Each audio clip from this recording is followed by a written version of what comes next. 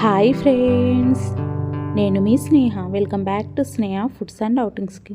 Today breakfast recipe uttapam. సింపుల్గా టేస్టీగా ఈ ఊతప్పంని ఇడ్లీ పిండితో ఎలా ప్రిపేర్ చేయాలో ఈ వీడియోలో చూసేద్దాం.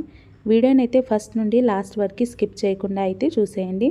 మరి ఆలస్యం చేయకుండా ఊతప్పంని ఎలా ప్రిపేర్ చేయాలో చూసేద్దామా. ముందుగానైతే ఒక బౌల్లోకి ఇడ్లీ పిండిని అయితే వేసుకున్నానండి. మీకు ఎంత కావాలో అంత ఇడ్లీ పిండిని అయితే వేసుకోండి. చూడండి, నేను ఒక 4-5 వచ్చేలా అయితే ఊతప్పం అయితే ప్రిపేర్ చేసుకుంటున్నాను.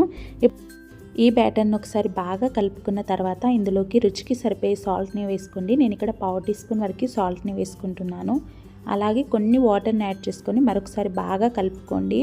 కాస్త పిండి అనేది లూజ్గా ఉండాలి, మరీ ఎక్కువగా కాకుండా. చూడండి, నేను చూపించే విధానంలో ఈ కన్సిస్టెన్సీలో అయితే పిండి అనేది ఉండాలి.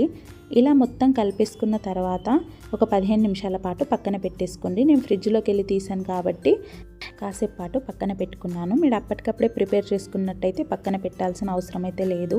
ఇప్పుడు ఉత్తప్పంకి కావాల్సిన ఇంగ్రీడియంట్స్ అయితే చూసేద్దాం.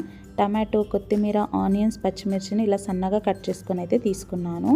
ఇప్పుడు దోసల పెనంని స్టవ్ పైన పెట్టుకొని ఇలా దోసల పెనం వేడైన తర్వాత ఆయిల్ని అయితే స్ప్రెడ్ చేసుకోవాలి.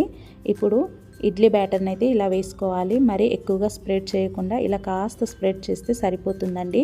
ఇప్పుడు దీనిపైన సన్నగా కట్ చేసుకున్న అన్ని ఇంగ్రీడియంట్స్ అయితే వేసుకోవాలి.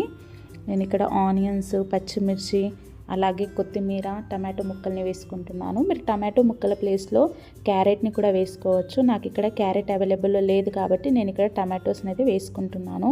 ఇలా వేయడం వల్ల కూడా టేస్ట్ అనేది చాలా బాగుంటుంది. ఒకసారి ట్రై చేయండి.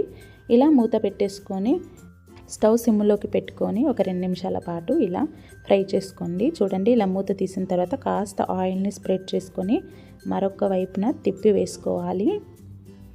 చాలా సింపుల్, క్విక్గా అయ్యే బ్రేక్ఫాస్ట్. తప్పక ట్రై చేయండి. ఎప్పుడు ఒకేలాగా ఇడ్లీ కాకుండా ఇలా కూడా ట్రై చేసి చూడండి.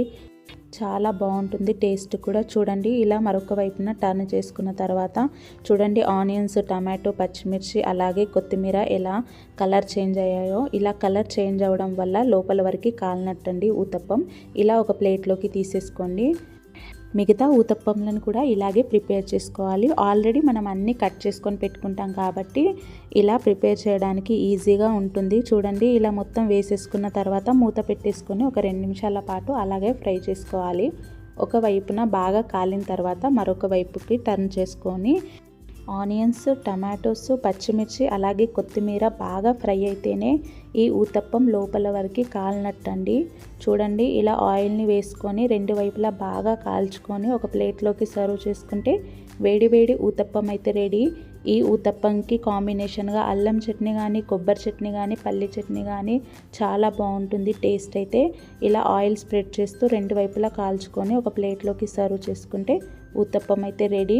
మీరు కూడా తప్పకుండా నా స్టైల్లో ఒక్కసారి ట్రై చేసి చూడండి. టేస్ట్ కూడా చాలా బాగుంటుంది. అలాగే కమెంట్ బాక్స్లో టేస్ట్ ఎలా వచ్చిందో అనేది కమెంట్ చేయండి.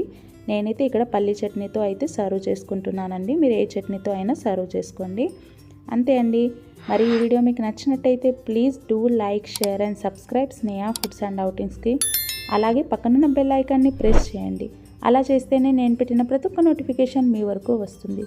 మరొక వీడియోతో మీ ముందు ఉంటాను. Until then, bye bye.